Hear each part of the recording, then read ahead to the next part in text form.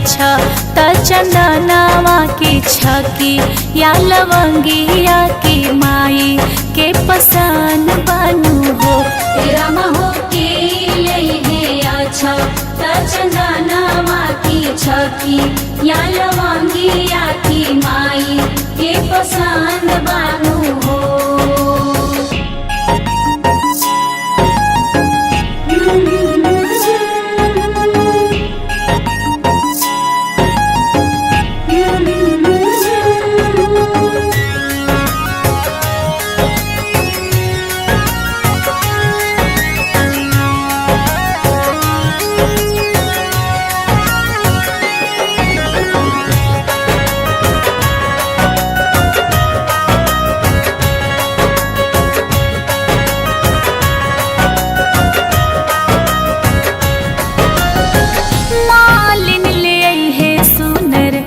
अड़हुल के माला अहिरिन ले आई है दूधवा बाल्टी में ढाला।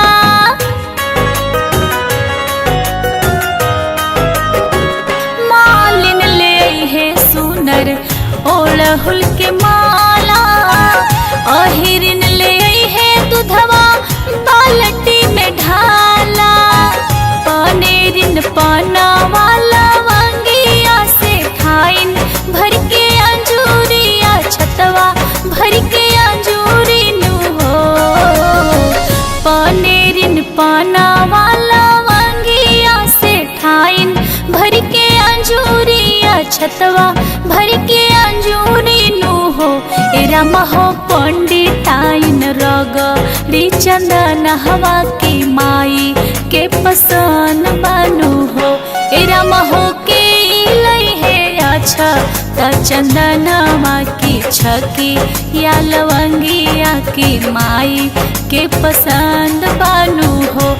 रामा हो के लइहे अच्छा त चंदनवा की छकी या लवंगिया की माई के पसंद बनू हो।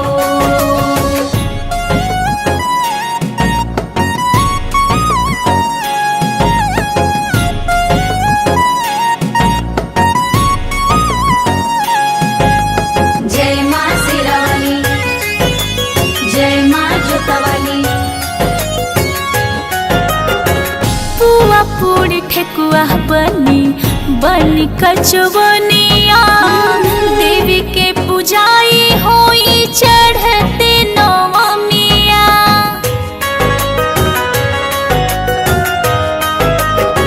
पुआ पूरी ठेकुआ बनी कचवनिया देवी के पूजाई होई चढ़ते नवमिया। मंदिर में भोरे धेनु सरिया गवाई खूब गीतिया गवाई खूब गीतिया नु हो। मंदिर में भोरे धेनु सरिया गवाई खूब गीतिया गवाई खूब गीतिया नु हो। रामा हो गौआ के माई बहिन बेटिया जे माई के पसंद बनू हो। रामा हो के लइहे अच्छा त चंदनवा की छकी या लवंगिया की माई के पसंद